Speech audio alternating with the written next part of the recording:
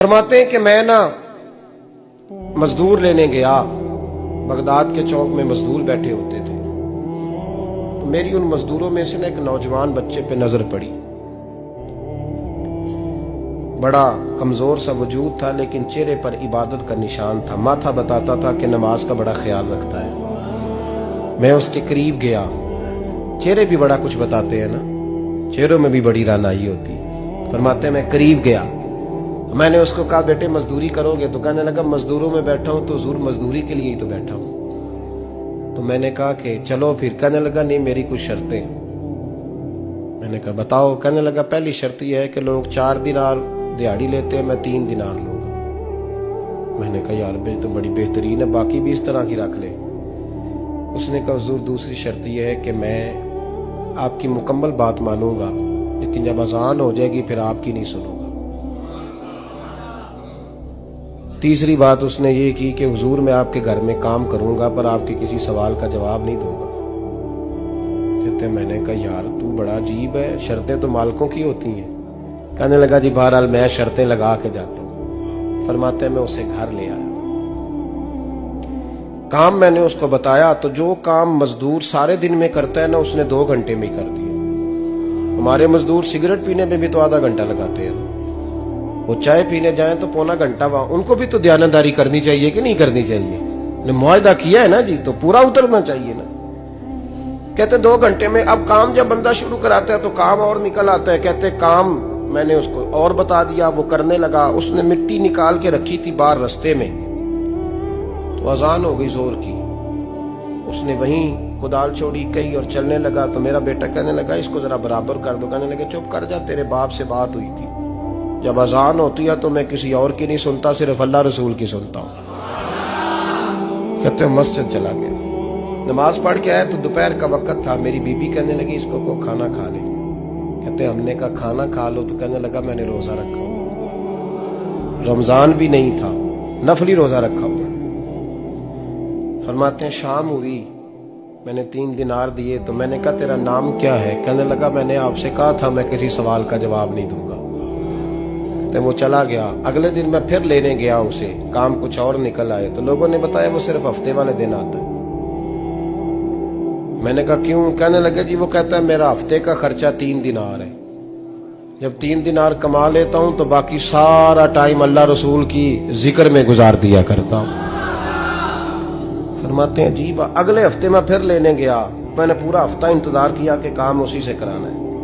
میں جب گیا تو میں نے کہا چلو، کہنے لگا میری شرطیں یاد ہے نا؟ اور میں نے کہا یاد ہے بھائی ساتھ چل۔ فرماتے ہیں کام کرایا، 2-3 ہفتے وہ آتا رہا۔ ایک ہفتے میں گیا تو لوگوں نے کہا حضور آج نہیں آیا، کیوں؟ کہنے لگے بیمار ہو گئے۔ کہاں گھر ہے؟ کہنے لگے بغداد کے قبرستان کے پیچھے جو کچی آبادی ہے اس میں رہتا ہے۔ فرماتے میں گیا، دروازے پہ دستک دی تو کہنے لگا حضور آپ ہیں؟ دروازہ کھولا ہے، آ جائیے۔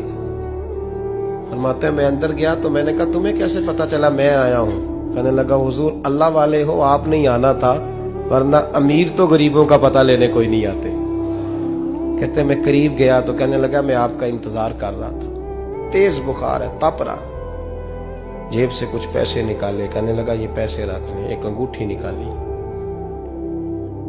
کہنے لگا حضور آج رات کو میرا انتقال ہو جائے گا، ان پیسوں کا کفن خرید کے صبح جنازہ پڑھ کے مجھے دفن کر دینا، اور جب دفن کرو تو یہ انگوٹھی لے کے عصر کے بعد ہارون رشید کے پاس جانا، آپ اسے کہنا میں نے ملنا ہے پر وہ آپ کو ٹائم نہیں دے گا، آپ اس کو آواز دیجئے گا کہ تیری ایک امانت ہے میرے پاس، پھر وہ آپ سے ملے گا تو انگوٹھی دے دیں، پھر آپ میری طرف سے فارغ ہیں۔ حضرت فرمانے لگے تیرا نام؟ اور کہنے لگا حضور وقت تھوڑا ہے،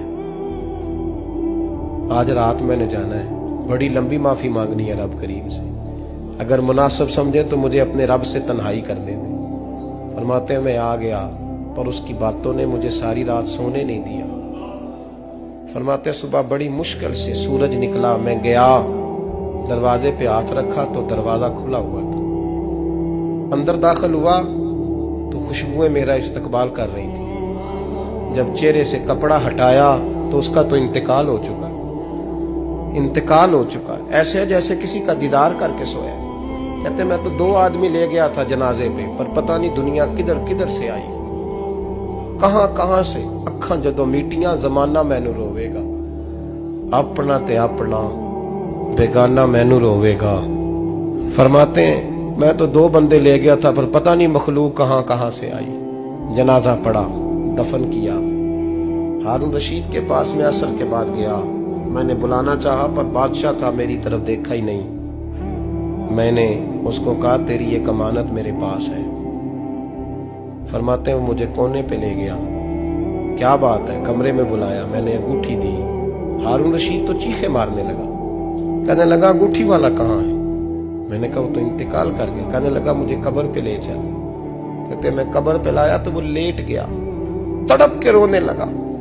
मैंने कहा मेरा कलेजा फट जाएगा, ना उसने कुछ बताया ना तूने बताया, ये कौन था?